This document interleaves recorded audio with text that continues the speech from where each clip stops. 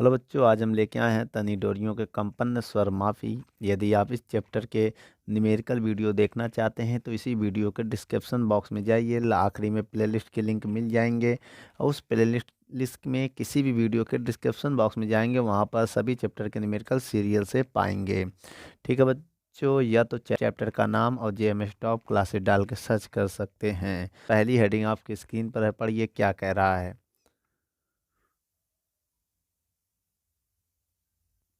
चलिए बच्चों, तनी हुई डोरी में अनुप्रस्थ तरंग की चाल की परिभाषा हम लोग कैसे समझेंगे, आइए देखते हैं। एक लचीली तनी हुई डोरी, तनी हुई डोरी, समझिएगा, तनी हुई डोरी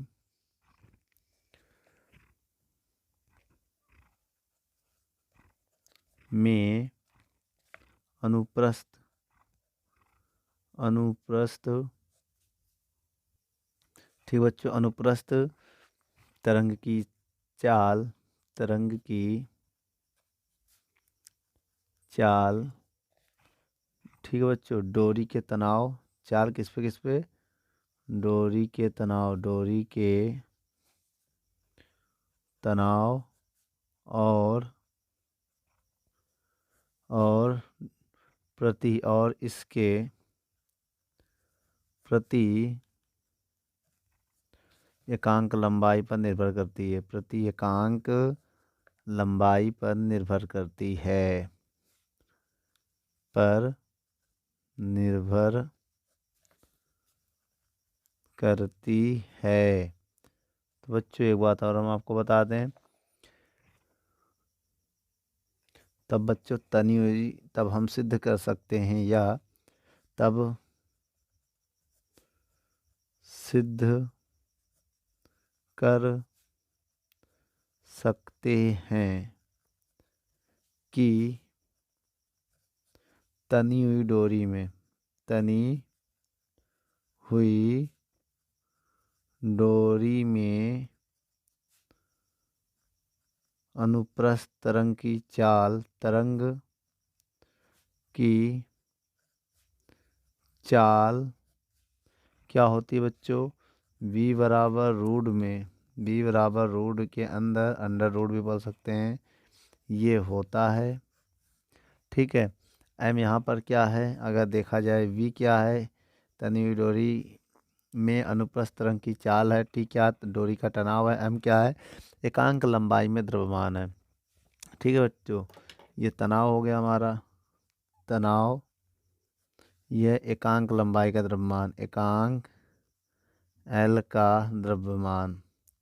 ठीक है, L मतलब लंबाई लिख दो, एकांक लंबाई, एकांक लंबाई का द्रव्यमान हो गया है। इसके बाद हम मान लेते हैं, आइए m का मान निकाल देते हैं। m का मान क्या होगा, क्षेत्रफल गुणे लंबाई ना होता ना, ये कैसे होगा देखिए, द्रव्यमान बराबर होता आयतन गुणे घनत्व, क्या होता बच्चों, आयतन गुणे घनत्व। तो आयतन का फार्मूला होता है क्षेत्रफल गुणे लंबाई, समझिएगा, आयतन का फार्मूला होता है क्षेत्रफल गुणे लंबाई। तो द्रव्यमान बराबर हो जाएगा आयतन, आयतन को ये लिख दिया इंटू डी, ये होगा। देखिए द्रव्यमान बराबर आयतन गुणे घनत्व, v का मान यहाँ रख देंगे। ठीक है, इसका नाम है क्षेत्रफल, इसका नाम लंबाई, और ये क्या है आयतन, समझ जाओगे बच्चों, आयतन क्षेत्रफल लंबाई, ये फार्मूला है। ये m का मान अगर हम यहाँ रख दें, और देखिए एकांक लंबाई है, l की वैल्यू 1 हो जाएगी, क्योंकि एकांक लंबाई है, क्या एकांक लंबाई।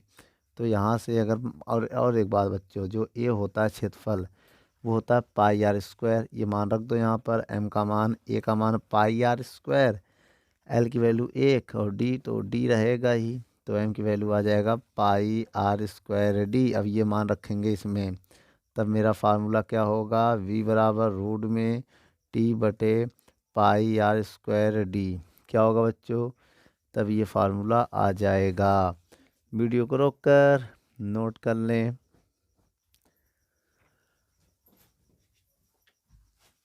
चलिए बच्चों, तो अगला नंबर हेडिंग क्या है, तनी हुई डोरी के कंपन। बच्चों हम एक डोरी बनाने जा रहे हैं जो बहुत ही तनी हुई है, ज़रा देखिए। देखिए बच्चों, ये नोड है, ये नोड है, ये एंटी नोड है, ठीक है। अब इसकी जो देखिए नोड से नोड के बीच की दूरी होती है λ/2, याद रखिएगा, नोड से नोड के बीच की दूरी होती है λ/2। और टोटल लंबाई को हम मान लिए ये L है, टोटल लंबाई क्या हमारा L है। तो यहाँ पर हमें क्या ज्ञात करना है, N ज्ञात करना है। सवाल में कह रहा है ना N क्या है, N को हम दो भाग कहते हैं, कंपनों की आवृत्ति की संख्या या कंपन या स्वरों की आवृत्ति भी बोल सकते हैं इनको, ठीक है, स्वरों की आवृत्ति। तो एक काम करिए, सबसे पहले अभी हमने इसमें बताया था वेग, हमने बताया था कि अगर कोई तार होगा तनी हुई डोरी में, बताया था ना, क्या था, तनी हुई डोरी में चाल, क्या होता है बच्चों, चाल v बराबर रूट में T/m, ये हमने बताया था, इसको नोट के करके लिखे रहो। अब इसके बाद समझिए, मेरे कहने का मतलब है जो L है, चित्रानुसार, क्या, चित्रानुसार, चित्रानुसार हम क्या कर सकते हैं, जो L है वो लेमडा, देखिए जो लेंथ है वो L के L λ/2 के बराबर है, हमने बराबर कर दिया। अब ये दो इधर भेज दिया, 2L बराबर लेमडा, तो चाहे लेमडा का मान यहाँ से निकाल लो, लेमडा बराबर क्या हो जाएगा 2L, ये लेमडा का मान आ गया। उसके बाद एक फार्मूला होता बच्चों, आइए देखते हैं आवृत्ति का, किसका होता है, आवृत्ति, डोरी में आवृत्ति। तो इसका फार्मूला होता है N बराबर V/लेमडा, N बराबर V/लेमडा। आप चाहो बच्चों लेमडा का मान रख दो, चाहे तो V लेमडा का एक साथ रख दो। चलिए आइए पहले लेमडा का मान रखते हैं। लेमडा का मान रखने पर बच्चों, अगर लेमडा का मान रखेंगे तो N बराबर क्या आएगा, V/लेमडा का मान 2L है, तो एक ही आवृत्ति का फार्मूला आ जाएगा हमारा, ठीक है। यदि आप लिखो यहाँ इसको समीकरण 1 मान लो चाहे, और इसके बाद थोड़ा सा और इसको बढ़ाना चाहे तो बढ़ा सकते हो, कैसे, समीकरण 1 से V का मान रखने पर, V का मान रखने पर, तो बच्चों तो ये V का मान यहाँ रख सकते हैं, तो N बराबर क्या हो जाएगा, देखो V का मान जब रखेंगे तो इसको हमें थोड़ा अच्छा करने के लिए 1/2L किनारे कर दे रहे हैं, V अलग कर दे रहे हैं। अब V का मान रख सकते हो, क्या होगा, आज देखिए N बराबर 1/2L और V का मान क्या है T/m, यही होगा ना बच्चों। तब मेरा ये फार्मूला आ जाएगा, जब V का मान यहाँ पर रखोगे। थोड़ा हमने इसको किनारे कर दिया, कैसे किया, V को किनारे कर दिया तो ये आ गया, ठीक है। तो क्या लिखेंगे, यह तार से निकलने वाले स्वरक की आवृत्ति है, तो क्या आप लिख सकते हैं, यह तार से निकलने वाले स्वरक की आवृत्ति है, आवृत्ति है, ठीक है बच्चों। वीडियो को रोककर नोट कर लो। चलिए बच्चों, अगला नंबर हेडिंग आपकी स्क्रीन पर है, क्या कह रहा है, तार, कह रहा है क्वेश्चन में बच्चों, टनी डोरी के अनुप्रस्थ कंपनों के नियम बताना है हमें, ठीक है बच्चों। तो आइए बेटा, तार के कंपनों के 3 नियम हैं, हम जानते हैं। चलिए आइए आंसर देते हैं इसका उत्तर। कौन सा नंबर को, हेडिंग नंबर तीसरे का। क्वेश्चन क्या कह रहा है, पहले इसको हम बहुत ध्यान से समझेंगे, ठीक है बच्चों। तो लिखेंगे हम इसमें, तार के लंबाई के 3 नियम हैं।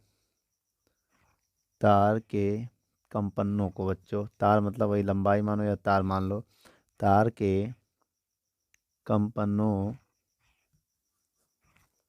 के 3 नियम है, 3 नियम है। और नंबर 1 जो है वह तार लंबाई, लंबाई का नियम, लंबाई का नियम पहला है। आइए इसकी परिभाषा लिखते हैं। इसकी परिभाषा कैसे लिखेंगे बेटा, यदि यदि तार का तनाव तथा लंबाई, समझिएगा बच्चों, यदि तार का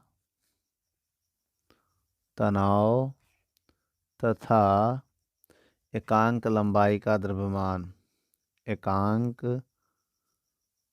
लंबाई का द्रव्यमान, ठीक है बच्चों, द्रव्यमान नियत रहे तो तार की आवृत्ति, समझिएगा, तो यदि तार का तनाव और एकांक लंबाई का द्रव्यमान नियत रहे तो क्या होगा, समझिएगा, तार की आवृत्ति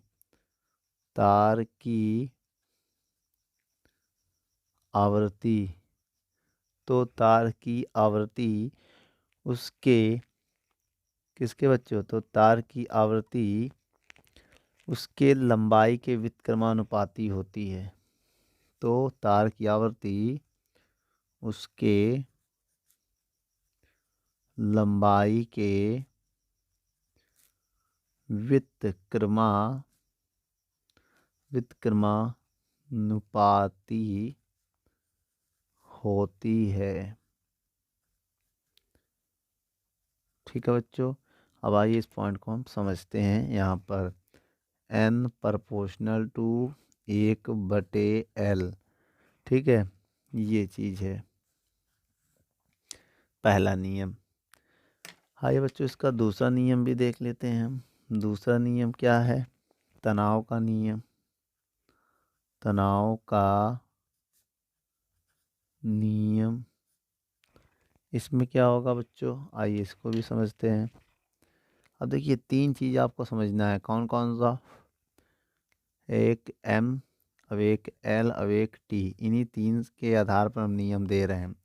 अब देखिए पहले लंबाई लिखा था तो इन दोनों को हमने नियतांक लिखा था। यदि तार का तनाव और एकांक लंबाई का द्रव्यमान नियत रहे तब जो है उसका आवर्ती क्या होता है, लंबाई के व्युत्क्रमानुपाती होता है। तो एकदम सेम इसमें भी वही लिखेंगे बच्चों। आइए देखते हैं, यदि तार का लंबाई, यदि तार की लंबाई लिख दो, की लंबाई, और देखिए तथा लिखा था, तथा लिख दो, तथा एकांक लंबाई का द्रव्यमान, वही है बच्चों, का द्रव्यमान, समझिएगा, द्रव्यमान नियत रहे तो तार की आवृत्ति, तो तार की आवृत्ति, तो तार की आवृत्ति उसके तनाव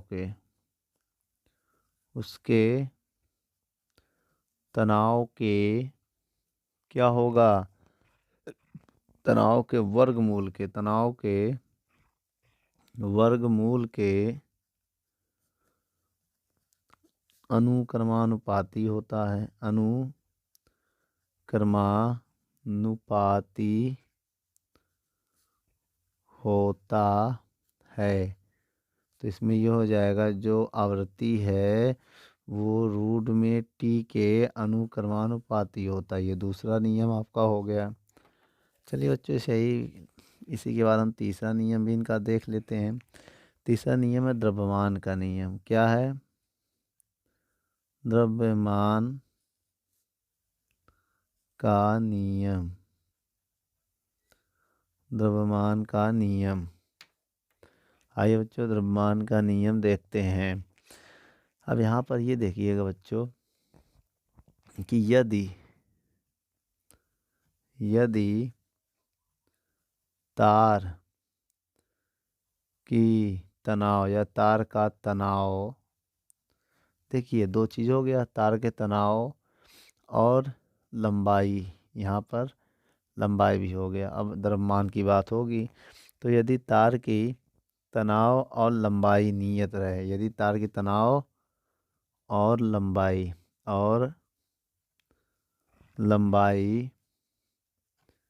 नियत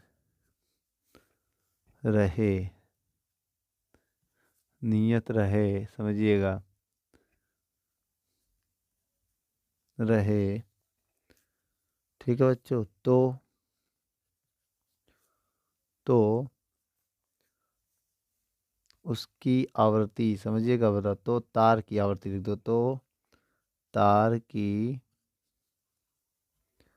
आवृत्ति उसके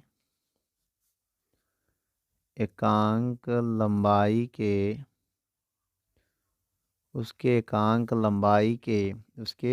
लंबाई के द्रव्यमान के वर्गमूल के व्युत्क्रमानुपाती होता है। व्युत्क्रमानुपाती होता है। तो बच्चों ज़रा इसको समझो। अब देखिए इसमें ये कह रहा है जो आवृत्ति है वो 1/√m है। सुनिए मेरी बात, इधर क्या नहीं है, m और t नहीं है। तो m माने द्रव्यमान। यदि तार का द्रव्यमान और तनाव नियत रहे तब उसकी लंबाई उसकी आवृत्ति उसके लंबाई के व्युत्क्रमानुपाती होती है। इसमें देख लो बेटा, m और t नियत है। क्या क्या है? m और l नियत है। यदि तार के, इसमें क्या लिखेंगे, यदि तार की लंबाई और द्रव्यमान एकांक लंबाई का द्रव्यमान नियत रहे तो उस तार की आवृत्ति उसके तनाव के वर्गमूल के अनुक्रमानुपाती होती है। ये लिखेंगे। इसमें क्या लिखेंगे बच्चों, इसमें देखा जाए तो एल और टी नहीं है तो लिखेंगे यदि तार का जो तनाव है और लंबाई है वो नियत रहे तो तार की जो आवृत्ति होगा उसके एकांक लंबाई के द्रव्यमान के व्युत्क्रमानुपाती होता है। तो वही हमने यहाँ पर लिख दिया बच्चों तीनों नियम। तो बच्चों वीडियो को रोक कर नोट कर लें। जो कंपन की प्रथम समाधि के बारे में समझते हैं। देखिए बच्चों,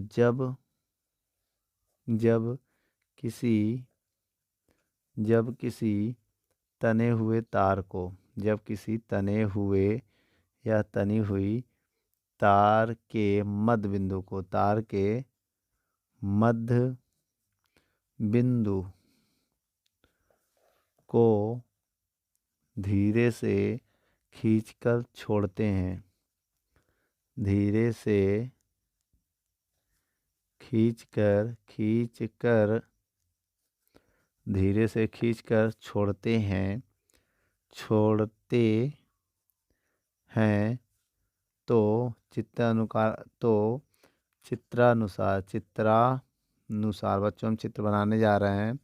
चित्रानुसार आकृति बनती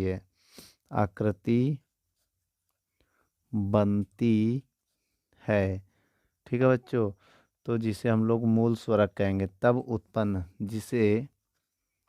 जिसे मूल स्वरक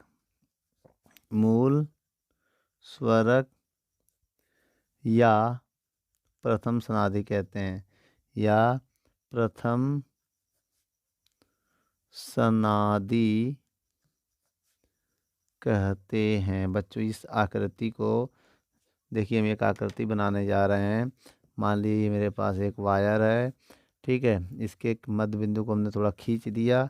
खींचने के बाद वो ऐसी आकृति बनाएगी, कुछ ऐसी आकृति बनाएगी बच्चों। ये जो कि नोड होगा, ये भी नोड होगा, ये एंटी नोड होगा।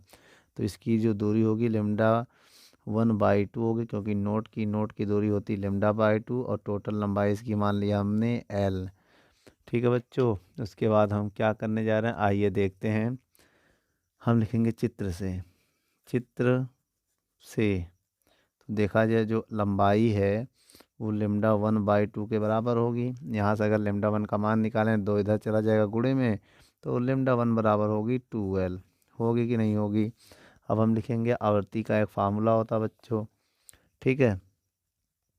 आवृत्ति के सूत्र से, तो बच्चों आवर्ती का जो सूत्र होता है वो n बराबर होता है v/λ, और प्रथम सनादि के लिए 1 हो जाएगा। ठीक है। अब इसके बाद लिखेंगे λ1 का मान रखने पर तो आइए बच्चों λ1 का मान रखते हैं। तो n1 बराबर हो जाएगा v/λ1। λ1 का मान कितना है, 2l। आप चाहे तो v का मान भी रख सकते हैं। अब v का मान रखेंगे कुछ ऐसा आ जाएगा। क्या आ जाएगा बच्चों, 1/2L और v का मान अभी हमने आपको बताया था T/m होता है। अगर भूल गए हो तो फिर से लिख दे रहे हैं, रूट में होता है T/m।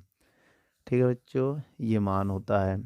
ठीक है, इसे हम लोग मूल आवर्ती या प्रथम आवर्ती कहेंगे। इसको समीकरण 1 मान लो, चाहे इसे आप मूल आवर्ती कहो या प्रथम आवर्ती कहो। ठीक है,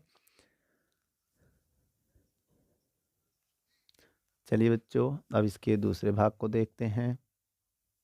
चलिए बच्चों, अब दूसरी हेडिंग हमारी होगी कंपन की द्वितीय समाधि। हेडिंग क्या होगी इस बार? कंपन की द्वितीय समाधि। द्वितीय समाधि, तो इसमें क्या लिखेंगे बच्चों? आइए ज़रा समझते हैं। इसमें भी वही लिखेंगे जो लिखा था, जब किसी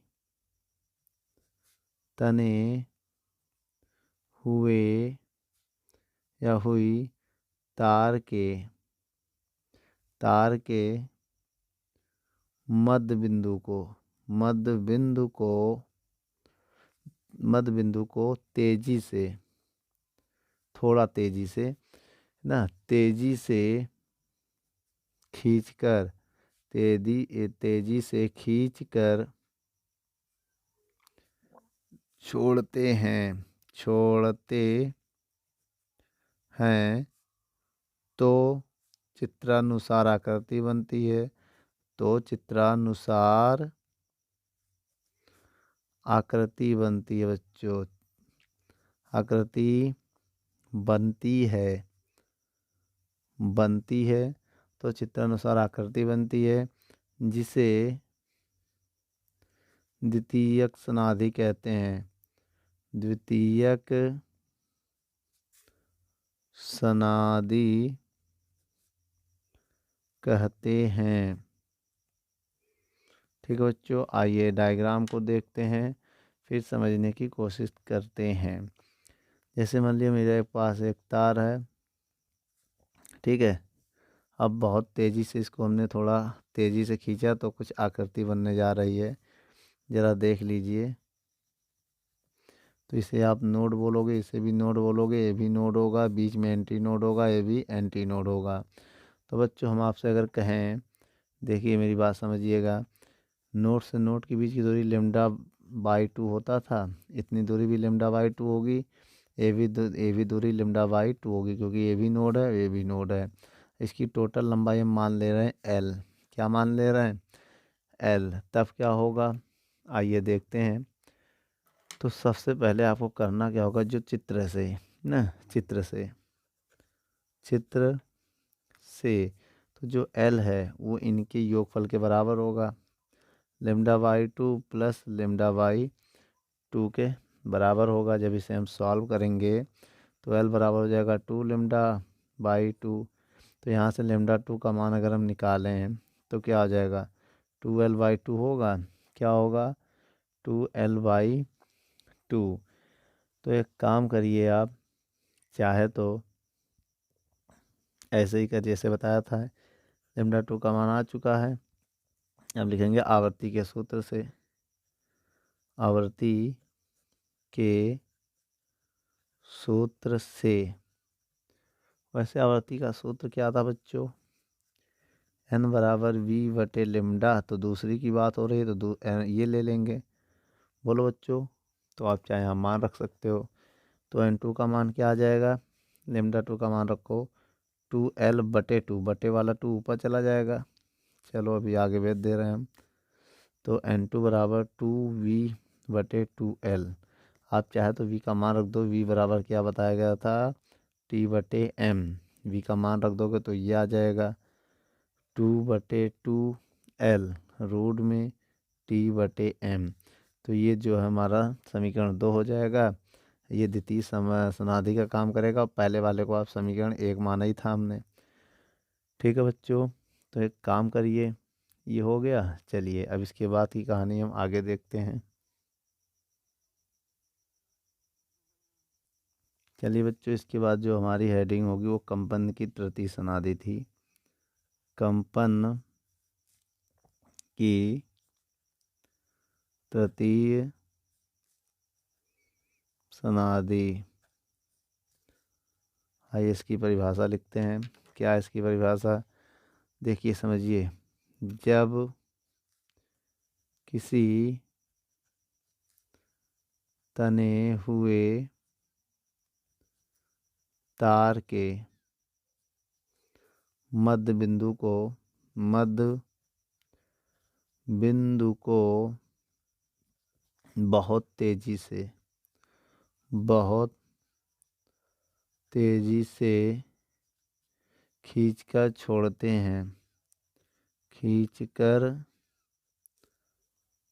छोड़ते हैं तो चित्रानुसार आकृति बनती है। तो चित्रानुसार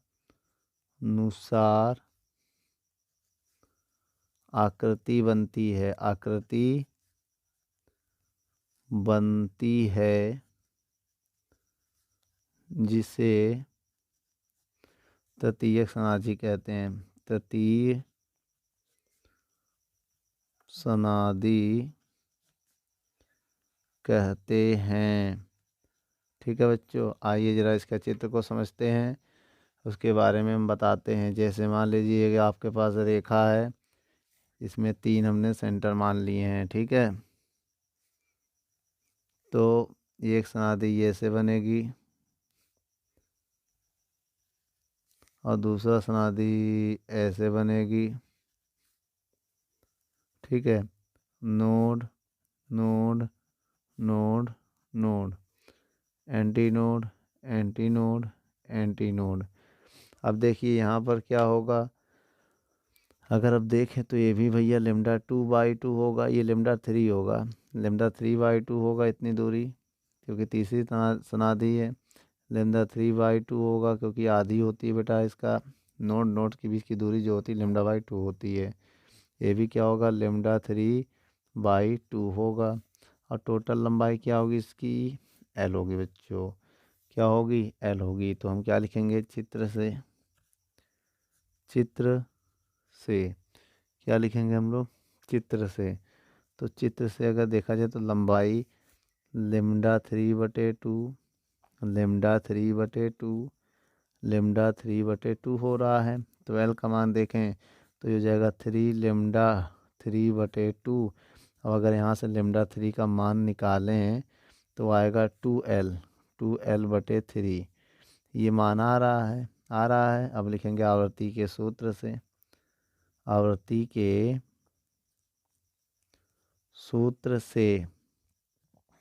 का सूत्र क्या है, N = V/λ। ये 3 है, ये भी 3 है कि नहीं है। अब लिखेंगे λ का मान रखने पर, चाहे λ का मान रख दो आप, तो λ का मान कैसे रखेंगे, λ3 का मान रखने